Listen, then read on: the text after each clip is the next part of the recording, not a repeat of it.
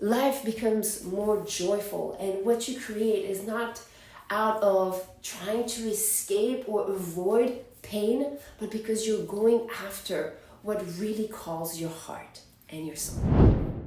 Namaste, Star Family. Welcome to the Matrix Oracle. My name is Audrey. This is your cosmic weather forecast for the upcoming new moon on June 25th, 2025. In Western astrology, this is the merge of the sun and the moon in Cancer.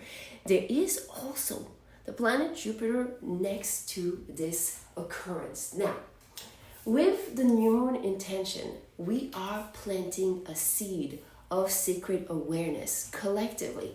And through the cycle, so the first quarter moon, the full moon, and then the last quarter, we're learning and having an understanding of what it is that we are trying to understand.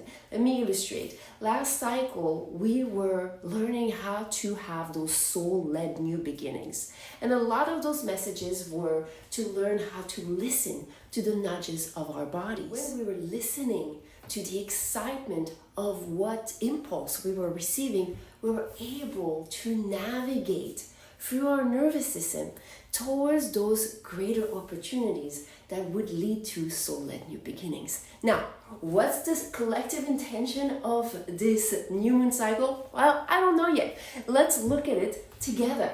So we have, again, this occurrence here with the merge of Jupiter. Jupiter, when you're working with your connection to the stars and Kundalini energy, is going to connect you to your womb. So there's a lot here about creation. Now, this moon energy is quincunx, so this is like this green dotted line, so a line of tension with Pluto in retrograde in the 5th house. But there is this other quincunx creating here with Mars a finger of God. And what is a finger of God, aka the yod? This is the cosmos saying pay attention to this, where the point is at. So here, those degrees for Pluto retrograde, whether in Western or if I tap into the true sky astrology, this is all going to be very much so about having clarity about the frequency that we emanate. And we're reviewing a lot of those lessons as far as what do we broadcast. And because it's in the 5th house, there's going to be a lot of attention about our creation that is connected to how we broadcast what we believe of our reality. And what I feel very much so is that making sure that we're creating out of joy and aiming for pleasure and not to avoid pain. You know what I mean? Like making sure that when we have those new beginnings that are being offered to us, we are able to say yes because we follow the excitement that our body has been able to open up. Your body is a portal.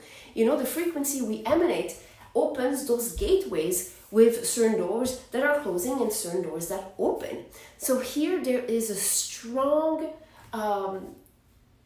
attention to our frequency and how our frequency is a portal. And because of those placements and degrees here of this new moon, we're very much about healing our memories, healing what past timelines may have been experienced. We also have another yod with Neptune merged with Saturn, quincunx, so that line of tension to Mars again, and here from Pluto retrograde to Mars. So the point of tension is where Mars is. And those degrees in the 12th house is really about pinpointing certain aspect of our subconscious that could be still broadcasting certain belief system that open up certain gateways or don't.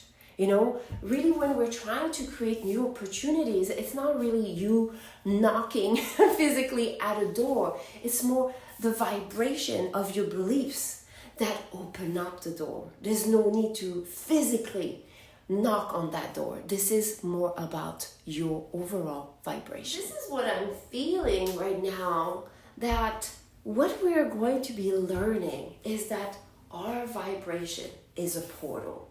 Now, Mars, that is part of this line of tension that is highly important, is also connected in this flow energy, this trine energy with Chiron. Chiron in the 8th house. There's certain past contract, past belief, past things that are being called to be brought up to the surface, to the light, in order for you to release some of the subconscious repetition of cycles or repetition of outcomes, releasing some of the assumption, expectations. So a really healing cycle, not surprising with Cancer. A lot of this healing through this new moon cycle might be also from past soul experience with the South Node here. And with this line connecting to Venus, we're getting this opportunity to rescript through the understanding and the mastery of our vibration. How can we rescript our life? Create those new and greater opportunities for ourselves, letting go and dissolving the imprint in our nervous system of what our soul has experienced. That's going to be part of the big teachings here for this upcoming new moon cycle. If through this process you get triggered, because obviously that happens when we are learning greater lesson of self-awareness, what I'm going to tell you is that the sacred geometry that we have through this process of healing, especially towards our free will and the things that we used to believe that were available to us and the things that are going to come to life available to us now, it's highly protected. And it's going to be inviting you to go within. So whenever you get triggered, whenever you're feeling anxious, stress, or lack clarity, confusion, please go inward.